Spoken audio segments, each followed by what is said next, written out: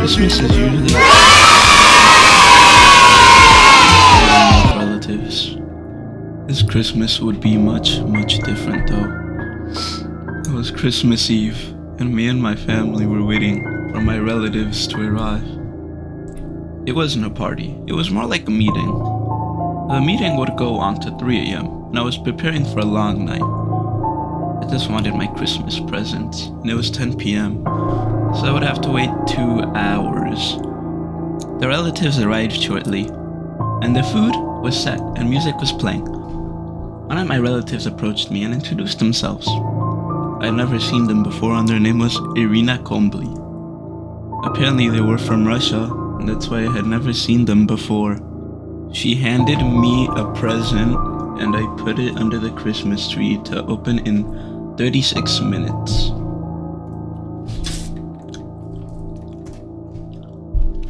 I remember a lot of details to this story because of how traumatic it truly was to me. We had been talking for a while, and only 5 minutes remained until I could get my present. Almost Christmas. Finally, I decided to eat a bit of food to pass some time. And that did it. I went, opened my presents. After getting the presents my parents gave me, I opened the presents my relatives gave me. One of them was weird though. I opened it, and it was a card that had one of those audio back boxes attached to it. It was from Irina Kombly. I played the audio and it said, "Initiate Task Force 67, Division League 12, code word activate, Porky Pigeon." Irina pulled out guns, and a bunch of Russians stormed the house. They chained up all my family, including me, and threw me into the back of a car. I could see other Russians raiding other houses. I'm lucky, since I was so nice to Irina, they spared me. The Russians had committed mass homicide against the USA, and this ruined my Christmas. I am plotting to take down Mother Russia as we speak. They trust me, and they have been training me and ranking me up in the military. Soon I will get revenge. Many news outlets blocked this whole fiasco from ever sufficing on the media. Nobody knows what happened to my little town. It's like it never existed. So don't try looking it up. You won't find it. The Russians will come for you too. Please, if you ever see a Russian at a family meeting, leave and try to bring some family members with you. It may be the one chance that decides life or death.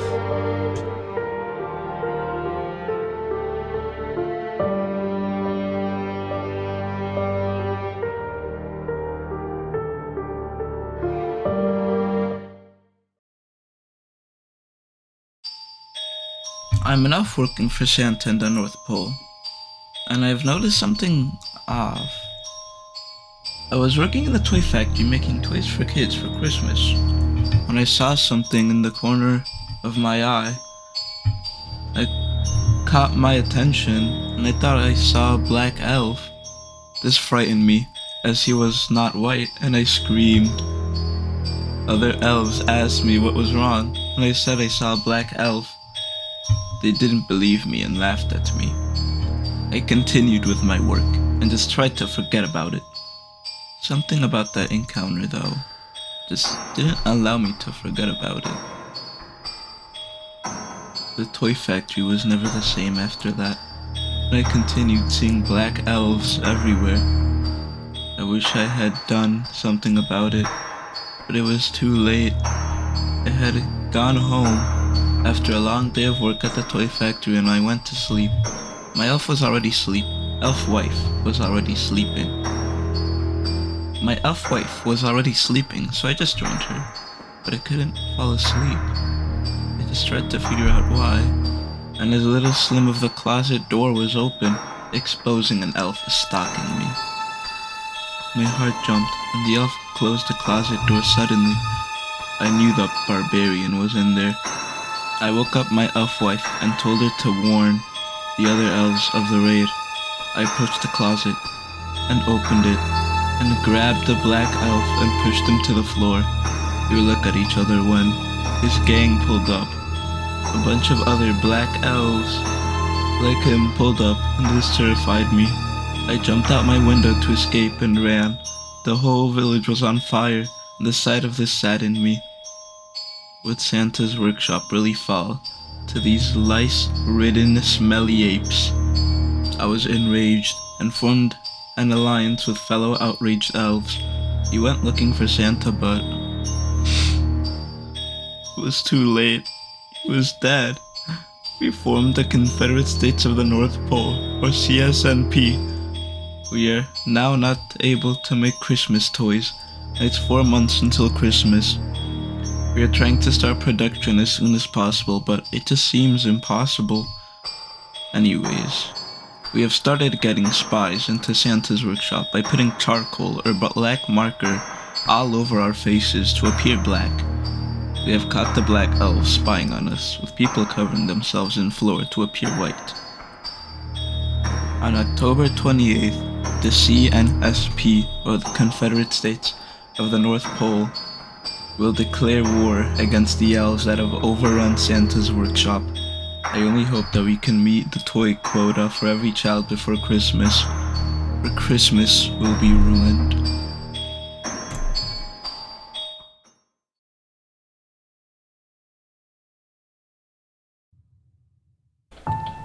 On a cold Christmas night, I was walking around McDonald's and I thought, maybe I should try to explore the basement of my high school. I was in for the worst experience of my life. As I was walking up to the high school, my friends John and Alejandro were just talking in front of the school, and I decided to ask them to tag along with me.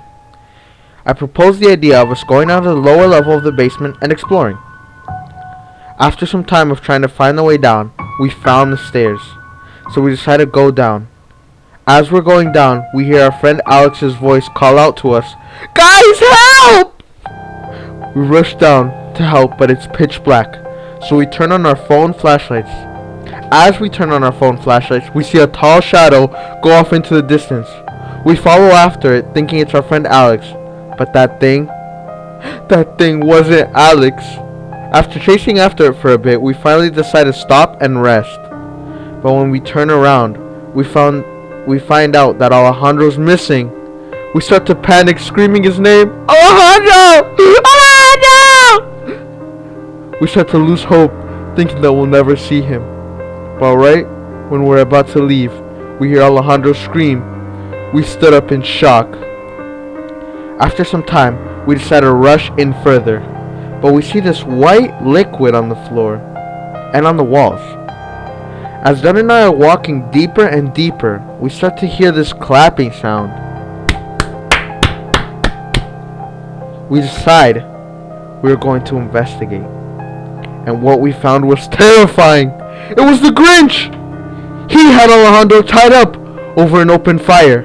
The Grinch had an ugly face with long fingers wrapped around his big round greenies. John and I decided to do something about this, so we turned off our lights and put the plan in action. John ran left, I went right, and together we saved Alejandro. But he didn't want to leave, almost like he wanted to stay with the Grinch. We asked him if he loved the Grinch, and Alejandro replied, "I love the Grinch. He knows how to treat me right." I couldn't believe what I was hearing. So me and John decided to leave Alejandro in the lower part of the school. Sometimes I still go down there to check on him, but the more times I go, the more I see that white sticky liquid.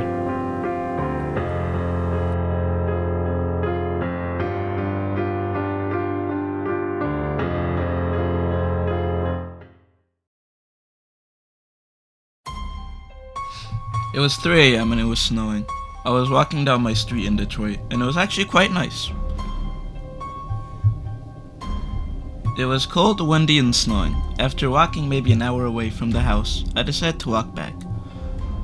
While turning back, I swear I heard something behind me. I ignored it and continued. If anyone was walking down the street at this time, seeing me, they would be the one that's scared. To describe my build, I'm a 357-pound bodybuilder from Michigan. I was sure I could handle myself in a city like Detroit. I heard something behind me again. This time, I didn't ignore it and looked behind me. I saw a snowman, and that confused me. I never saw a snowman. Did someone make that to mess with me, or did I just miss it? I just ignored it and continued on. Not even 5 minutes later, I heard more noise behind me, and I saw that snowman staring at me. I was starting to get a little scared, so I picked up the pace. I kept hearing it behind me, but I just ignored it and went into a full run. I wanted to avoid whatever was behind me and hopefully get home safe. Someone was moving a snowman and placing it behind me without me seeing them somehow. I felt a great sense of relief when I saw my house. I looked behind me one last time before entering. I swear I saw the snowman moving by itself. I grew suspicious, and I grew sick of its shenanigans. I walked towards the snowman, ready to end this, and I punched it. The snowman caught my punch somehow, and I was in shock. How? Was the snowman really alive all this time? I looked at the snowman, and its rocks, and its eyes turned red, and it started to smile. I thought I was asleep, so I just hoped I would wake up soon. The snowman twisted my arm, and I felt excruciating pain. I was screaming, and I got my arm free of the snowman's grip and ran inside. I called the police and they laughed at me. The snowman is still outside and I see it from my security cameras. I'm in my panic room and have called the police, now telling them it was a snowman, so they would take me seriously. Anyways, there is one lesson that I have learned from this story. Snowmans are not friendly. Schools make us think they are friendly, but in reality, they are vicious monsters.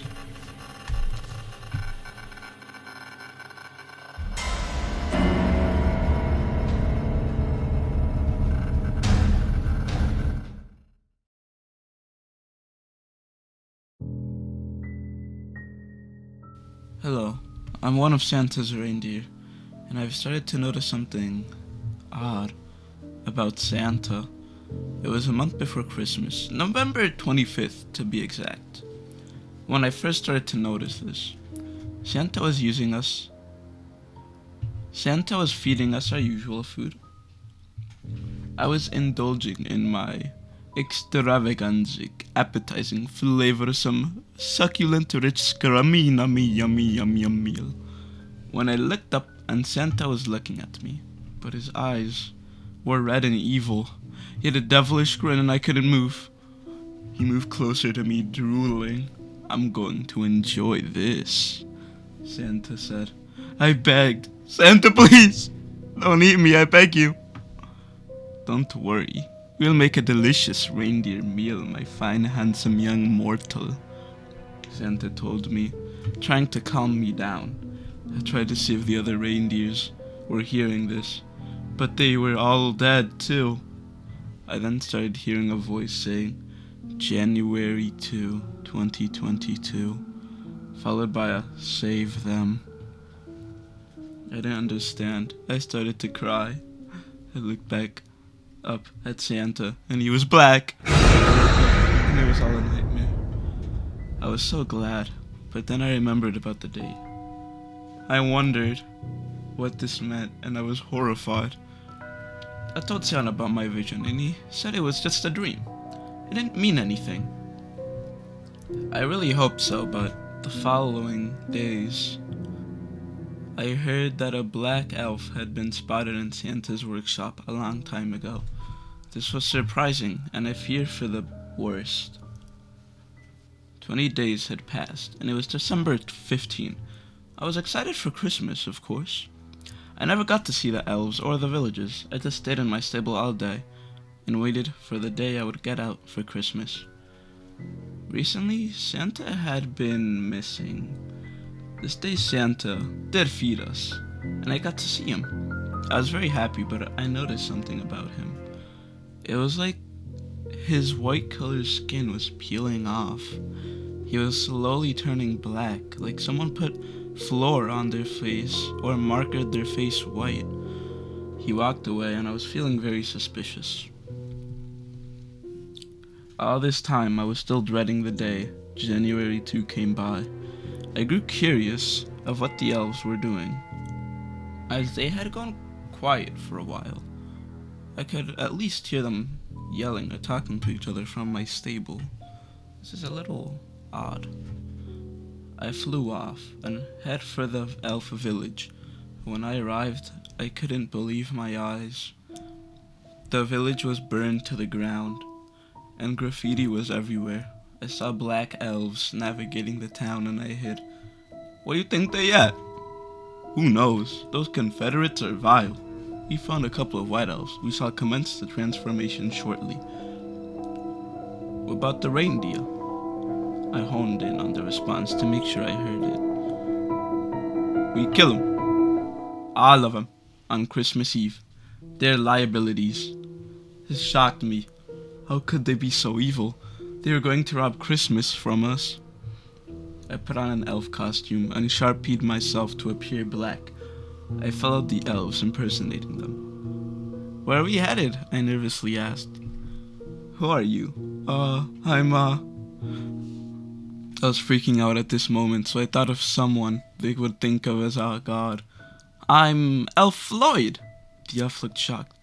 Oh my. So sorry for questioning your intentions, your majesty. We are headed to the transformation of the elves, of course. He gave a big smile. Perfect. I will watch. We arrived at the transformation chamber, and they had elves strapped up with tubes and other equipment. They seemed to be in pain, and I couldn't believe what was happening. Weird liquid was being pumped into them, and they were exposed to degrees so hot and severe their skin started to turn darker. This was horrifying, but I tried to hide my expression. Then I heard that the real Elf Floyd entered, and the elf guards were confused. Elf Floyd used their powers to control the guards and made them attack me. I ran and ran. When I made it far enough, I flew away and hid in the mountains. I saw a group of white elves called the Confederate States of the North Pole. I allied with them, and one Christmas we attacked the black elves. It was all-out war. There was blood everywhere. I went to fight my own battle. I went to save the other reindeer, but before I could, Santa was there, and he didn't have a white marker on him anymore. He was black. He grabbed me and beat me up. I got away, but barely. I was stuck in a cave hiding. I decided to finally come out after a couple days, and came back to confront Santa, but this time, I was ready to lose my life for my reindeer. I went back and I got punched and passed out. When I woke up, Santa was there, and he put down my meal. I started to get a panic attack. I then realized it was January 2nd. Looked beside Santa and the reindeer were all dead. He then grabbed me and took me to a furnace, but before he could burn me for food, white elves stormed in with Elf Floyd as a hostage. He set me free and they killed the evil Santa. Then they summoned the real Santa, and he granted me a wish. I wished to be an elf, and it was granted. But then we realized Elf Floyd had escaped. It's been 3 months, and now it is March 2. I'm still traumatized by this event, but I have a lovely elf wife and family now. The village has rebuilt well, and is now very modernized, and has elf police. But recently I've been noticing that crime has been on the rise recently, and some elves have been acting weird. What if they're still living among us? I believe that the police will do a good job protecting us though. Hopefully. I'll update if anything else happens.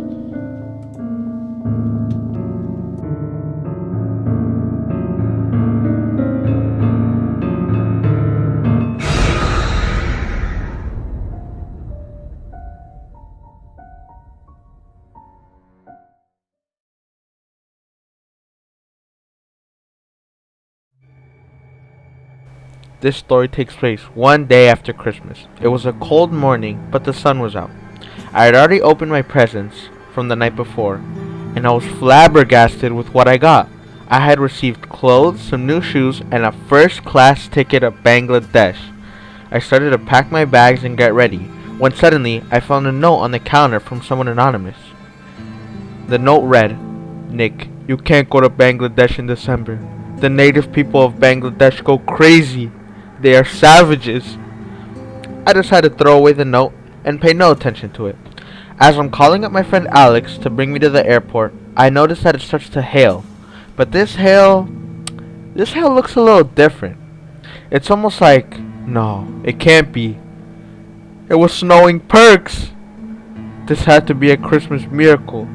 As I was on the plane, I thought that I saw something flying in the sky.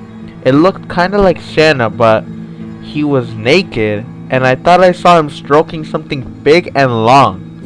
I decided to pay no attention to it. After the long flight, we made it to the distant lands of Bangladesh. I headed out the airport with my luggage and a couple of rats scattered away. I headed out to my apartment and I saw the dirt huts and teepees. There were bonfires and a well of water. Everyone was brown, and this was a little off-putting. Would they single me out for being the only white male in Bangladesh? I continued and entered my apartment. It was a luxury, obviously. I had a Glock, and I had kept it in my pocket. I was sure that one of these apes got their hands on it, they wouldn't understand such modern items. I decided to look around in the town, and all I saw were natives using leaves for clothing, spears, and living in teepee huts. They used mud for sunblocker and smelled horrible. They would bathe in a river nearby every 6 months apparently. I had made friends with one of the natives there. His name was Puji Nabi. He had 6 wives and 40 children. I congratulated him, and he was a very nice man, and then gave me a rock as a gift of gratification. I had to use the bathroom, and I asked where I could take a They told me that they harvested their feces for fertilizer so that I could poop on the farming space. I just didn't know what I could use to wipe. I used some lettuce growing nearby. It started to snow perks again, and I ate as much as I could. I went back to the town, and the natives were going crazy. They were making ape noises and throwing their poop around. I guess the perks were too much for their caveman brains.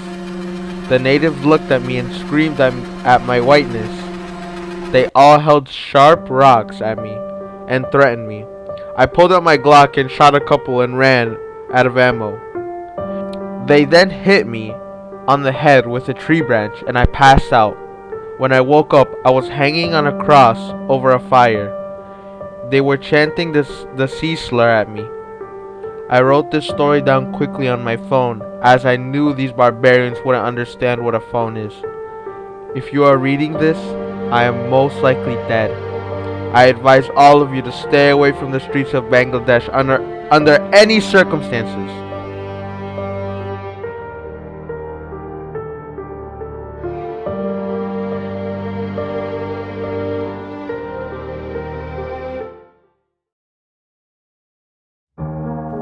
I am the first person to land on Mars. What I found was frightening. I was hard to be the first person to land on Mars, or attempt to, at least. I was excited since that was a feat unprecedented by any other human achievement previously.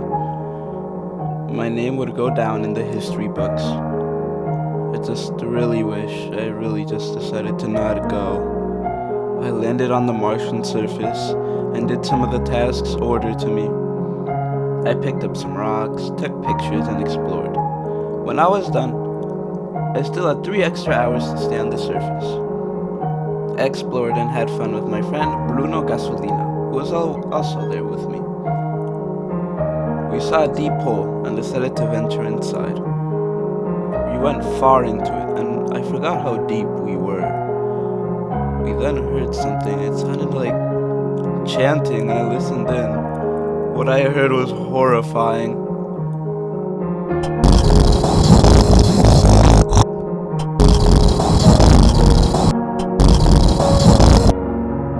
I pissed myself out of horror, and I called to my friend. I looked at him, and he was still walking towards the chanting. I was surprised, and I grabbed him. I told him to not go, but he told me, I won't let those aliens take over brought the strap with me. No, I'm messing with the gasolina.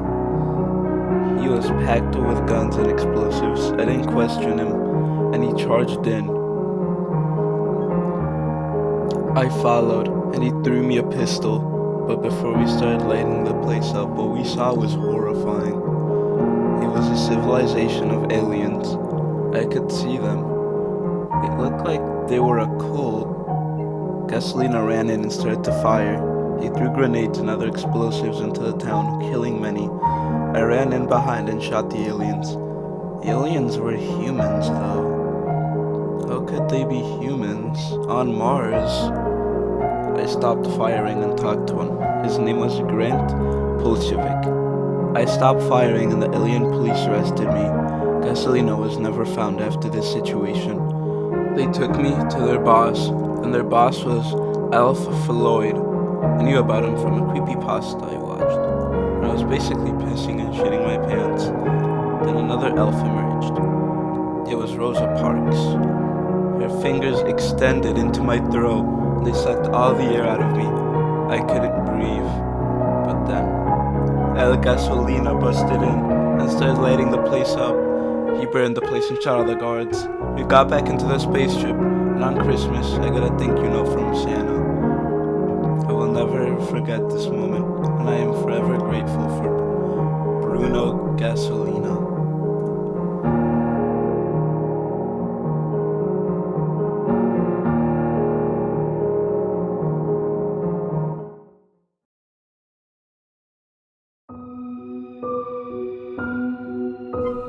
Come down here right now, or there will be consequences, boy. My father screamed. In combination with the bad smell, my dad would often beat me. My dad's beatings are the only thing stopping me from breaking the rules. My father wouldn't stop at beating me, and he would also hurt my mom. Knowing he would spank me if I rebelled, my little feet sprinted down the steps. Father made me sit next to him at the table, which was odd. He never made me sit close to him because he hated me so much. There's something you must tell your son. Santa isn't real. Christmas isn't real. What the fuck, Dad? No! Christmas is real, you'll see! I ran down the room, filled with rage. I hate my parents so much. Fuck them. I have always known Santa is real for my whole life, and for it to be disproven so quickly angers me. I sat up the stairs to my room in a quick dash. I just want to be left alone, I thought. I wanted to see Santa. Suddenly, I grew tired and fell onto the bed. My thoughts started to slow as I knew I was falling asleep, and everything just went blank. I awake to cold wind hitting my cheek. It seemed to be in the middle of a field covered in snow. The only structures that were visible was the building, and it resembled some kind of factory. This must be Santa's workshop, I thought. I ran in the direction of the factory. Before I went inside, I saw something odd. There was a Nazi Germany flag hanging on the factory, as well as Nazi guards. This frightened me as I was of Jewish heritage. But then I saw something shiny in the snow. It was a coin. I couldn't resist and I grabbed it. But then a net came over me and captured me. It was a Jew trap. Exploiting the goblin-like instincts of the Jewish race. The Nazi guards came over to me. I was horrified. They grabbed me and took me inside the Santa's factory. They took me to Hitler, where he would torture me. He would also interrogate me for my gold pot. He made fun of my humongous, sharp, and pointy nostrils. Why was he so mean to me? One day, though, he dragged me outside and there was a camp. It was called Greed Cleansing Camp. I was taught not how to be a Jew, and I was brainwashed. I escaped one day and hid in a cave. I could hear the Nazis looking for me. I'm still hiding in this cave, and if you are hearing this, please send help immediately! I don't know how much longer I'll be alive for.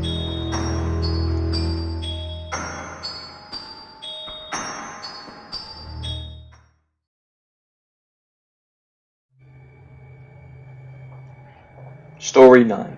Do not travel to Cambodia for Christmas. This is one of the more graphic stories in which I get to live to tell the tale.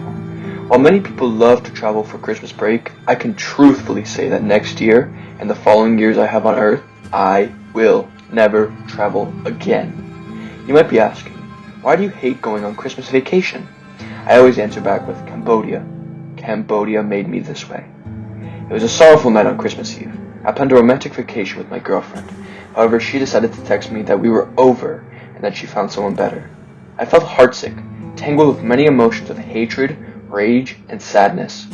I was alone in my hotel, sitting on a stained mattress, watching as the fan light flickered and spun in a circular motion. I felt like I was going insane, letting my empty thoughts and words get to my head.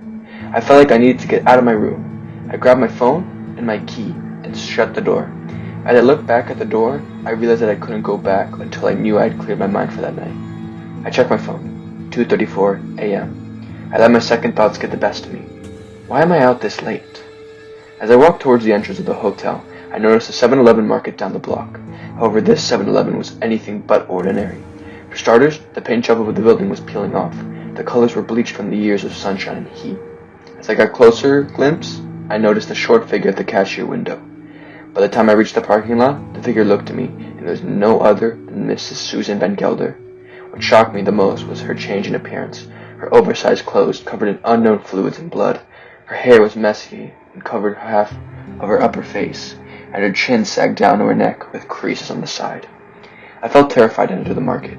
Just seeing her already made my stomach tighten. I slowly began to move my feet in an awkward shuffle. As I pulled down the door, I heard the memorable ding-dong noise. As I laid eye to eye with Susan Van Gelder, the noise sounded like a deep echo and fixated my mind into a trance. Out of nowhere, she spoke, which snapped me out of my trance. "Hello, young boy. I am surprised to see one customer show up at this time. Normally I would have frequent customers at this time, but all of a sudden they went missing," she exclaimed and then proceeded to cackle. I nervously laughed with her, but it was clear she could see through my awkwardness. She knew that I had my doubts about her. I secretly knew that she had a deep hatred for me. After all, I'm the reason she's working at 7-Eleven in Cambodia. As I slowly turned away from her, I decided to buy a Fanta, and by the time I closed the fridge, I saw her smile cheek to cheek in the back of the cashier. As I walked up to check on my drink, she quickly pulled a revolver on me. By the time I noticed, I felt like I was going to shit my pants. My mind was racing with 1,000 thoughts, each one ending in a panic of fear. She then began to give me directions which made me stone cold.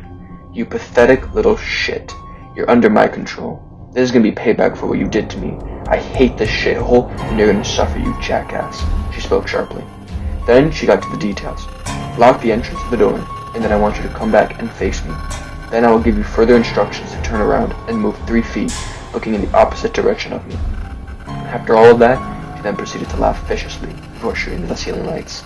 The whole store went out cold, except for the fridge lights and the coffee maker lights, which blinked slowly.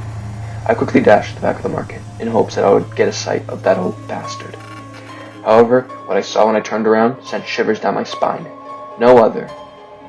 I slowly looked up from the floor to the ceiling, only to see the huge mammal with a mangled face.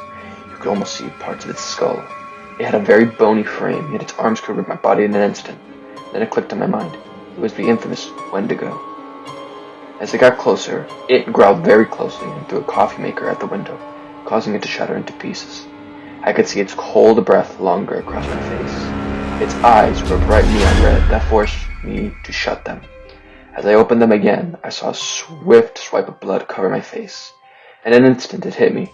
The Wendigo sliced my fucking arm off.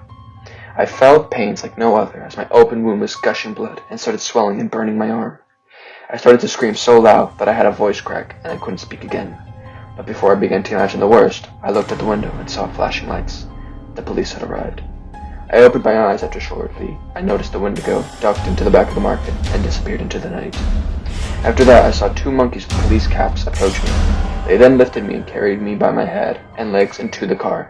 I blacked out and could remember the rest of what happened. All I could remember is that I woke up in the hospital and my arms were stitched in thick grass. The worst of it all was the recovery, since the grass itched my wound like hell. After the 3-month period I was in the hospital, I went back to the airport to catch one of the flights back home. In conclusion, I should have never traveled to Cambodia, and meeting Susan Van Gelder was the worst mistake of my life. The end.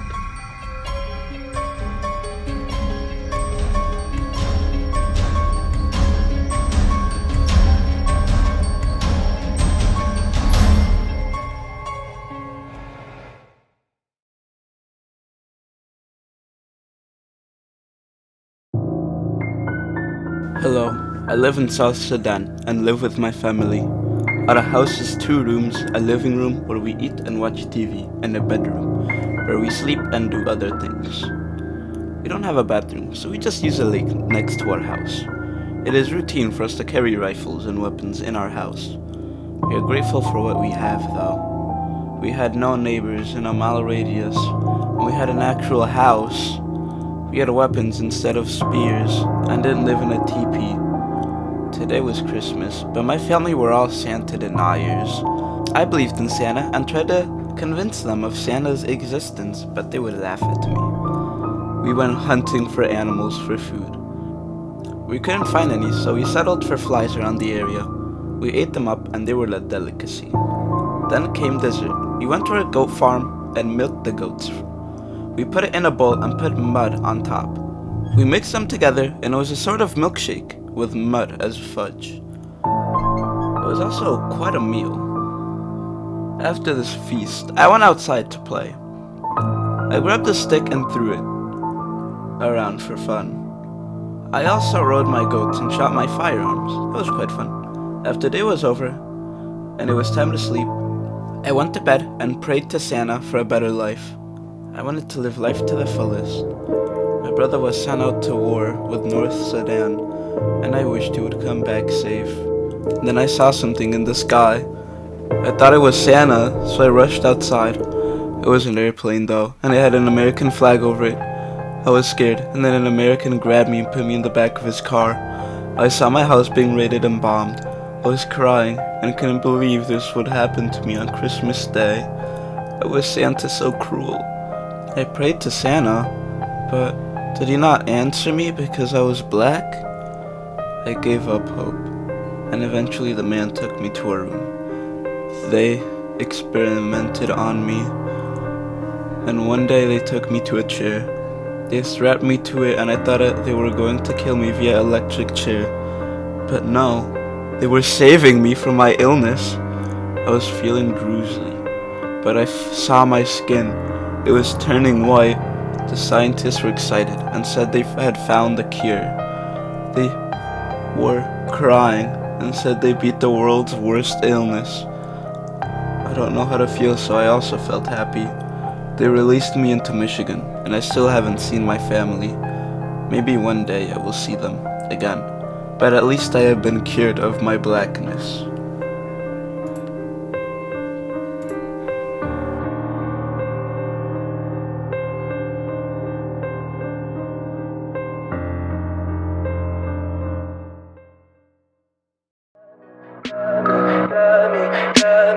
Tell me pretty lies, look me in the face. Tell me that you love me, even if it's